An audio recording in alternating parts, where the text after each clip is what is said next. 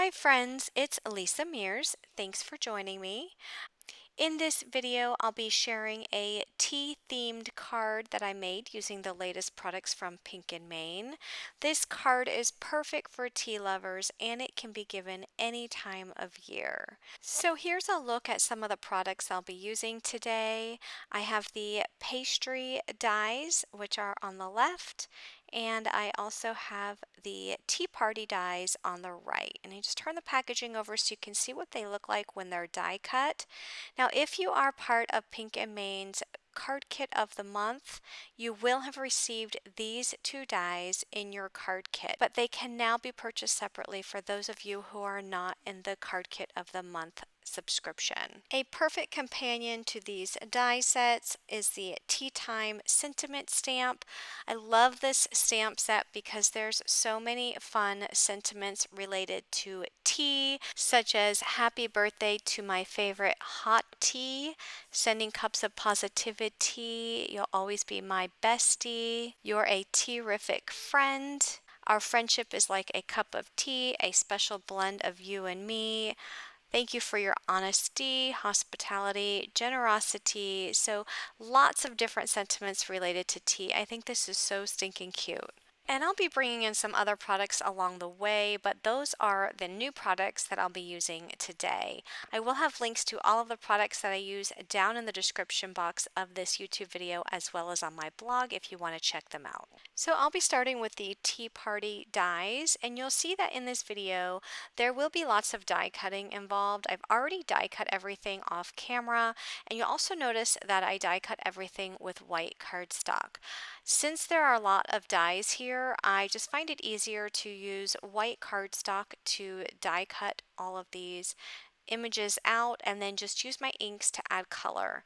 I do it this way because it does save a lot of time. I'm not having to try and find different colors of cardstock and cut all of those pieces down and die cut them. It's just easier to take out the white cardstock and then find my inks that I want to use and ink them up this way. So the cardstock that I'm using is the Scrapbookcom Mixed Media cardstock. I like that cardstock because it's not only thick, but it also is great for blending with inks. You can also use Bristol Smooth cardstock. That's another good one to blend with. And the inks that I'm using are the Catherine Pooler inks.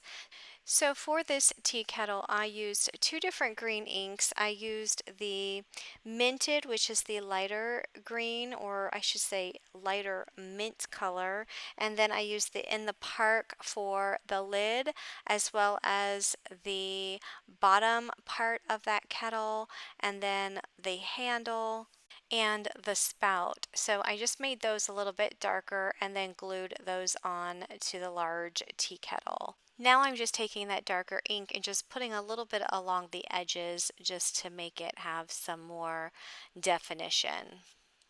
Now I'm going to use the teacup, and you have a handle in here that you can die cut either a left or right handle, so you get to pick which side of the cup that handle goes on. So I'm going to make my cup pink, but I need to make sure that I clean up all of the green ink that was left behind on my mat because I don't want any of that to transfer on to my white cardstock. So after cleaning that up, I'm now ready to ink this teacup up, and I'm using two different pink inks. I'm using the It's a Girl and the Be Mine. The Be Mine is a little bit darker, and I'm putting that around the edges as well as on the handle. And then once that's inked up, I'll go ahead and glue that handle onto the left side of my teacup. I'm just going to turn it over here, and I'm just going to put a little bit of glue on the top and bottom of that handle and add it to the back side of that teacup. There is a die for a lemon that's included in this set. So I'm using the Limoncello, which is the yellow ink, and I just added the yellow to the solid circle, and I left the layering piece white, and I'm just adding the white piece right on top of that yellow circle. Next, I am going to ink up the spoon. I also have a sugar packet and some ice cubes. So the spoon is going to be gray, and I'm using the Pebble ink for that one. And then for the ice cubes, I'm using Hot Tub. That's the name of that ink. And these ice cubes are so small, so I'm taking out an even smaller ink blending brush. And it's funny because when I put this card together at the very end, I forgot to include the ice cubes. So you see me here inking them up, but I didn't even end up putting them on the card because I completely forgot. And then I'm bringing in a brown ink. This is a Scrapbookcom Driftwood ink, and I'm inking up the sugar packet. So there are those dies. Next I have the sugar bowl, and I'm using the Cumberbund ink, which is a blue ink. And this piece comes in the bottom of the bowl. It also has the lid, and then there is an accent piece at the very bottom, and I'm just putting those with an extra layer of ink.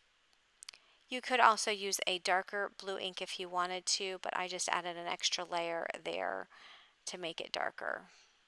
And then I'm just going to add those pieces to the sugar bowl. Next, I'm working on the muffin die. I guess this could also be a cupcake if you wanted it to. It comes in two different pieces. I am adding the Scrapbook.com leather ink to the bottom, and then I'm adding the Be Mine ink to the top, and then I'll glue those together. There's also a die for a macaroon, and I'm going to work on that next.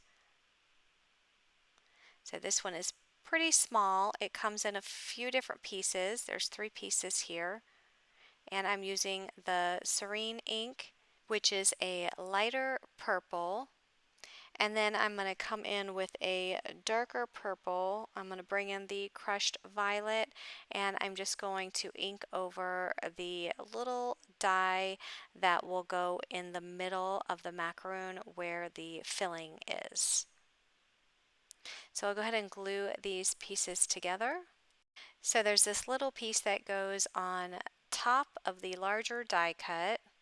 That's the top of the macaroon, and I'm putting a strip of glue in the center for the filling, and I'll just add that darker purple filling piece right in the middle. Next, I'm working on the strawberry, so I have the Rockin red as well as one of the green inks. I think I'm using the In the Park, and then I'll just glue those together. And then I'm going to work on the pie and the pitcher.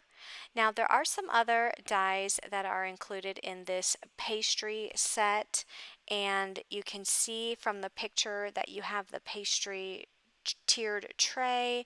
It looks like there's also a cookie, and there are some other desserts there that you can die cut and use, but I'm not using all of them. There's even a spatula there that you can use as well. Now that all of my die cuts are inked up, I'm just taking a white gel pen and just adding some accent lines to these die cuts just to make them look like they have a little bit more depth. For the background of my card, I'm using the Pink & Main Fancy Lattice die, which I die cut out of white cardstock. I'm going to go ahead and glue it on to a piece of white cardstock that is 4 1/4 by 5 1/2 inches. Go ahead and press that down. And then I'm using one of the Pink & Main stitched rectangle frame dies. I die cut out of white cardstock, and I'm going to add it to the top of the lattice die cut. Now you may be wondering why I'm adding that frame off center, and that's because I'm going to trim this down. So I added it so that it's positioned in the bottom right hand corner flush against one of the corners. It doesn't need to be in the right corner, it could be in any corner. And I'm just going to trim off the excess. So you can use your paper trimmer or your scissors just to trim off the excess. Now, if after you've cut it down, you notice that you might have cut away some of the frame, you can always die cut that frame again and then just add that new frame right on top. I stamped out the sentiment, but I am actually going to cut down this sentiment so that the top part of the sentiment is on a separate piece than the bottom part of the sentiment. Because once I put all of these die cuts on the front of this panel, I would not have room for the sentiment as it was when I stamped it. So that's why I cut it in half, and I'm only using the "Hope You Have a" part of the sentiment on the front. So here I'm just arranging all of these die cuts how I want them, and once I have them all arranged, I'll go ahead and start gluing them on to this lattice panel. So for the rest of the sentiment, I'm actually going to put it on the inside of my card. So after I finish gluing all of those pieces down to that panel, I have an A2 size card base, which I popped here into my MISTI, and I just lined up the sentiment stamp where I want it to go. And I'm going to use some washi tape just to mask off the top part of the sentiment because I already have that on the front of the card.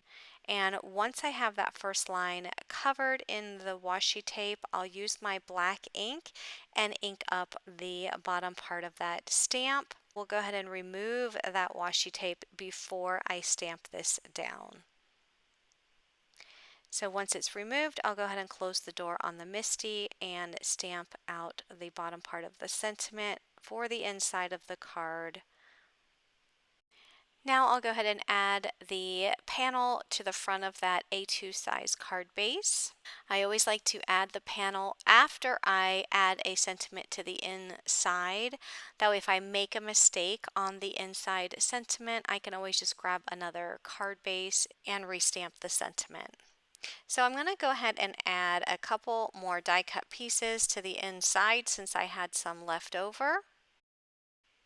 I think this card turned out super cute. So it says, "Hope you have a beautiful day." So if you are interested in finding out more about these products, check the links in the description box below or on my blog. There will be a coordinating blog post link down below as well. If you like this video, please give it a thumbs up. And if you like videos like this and want to see more, be sure to click that subscribe button. Thanks for watching, everyone. Have a great day. Bye-bye.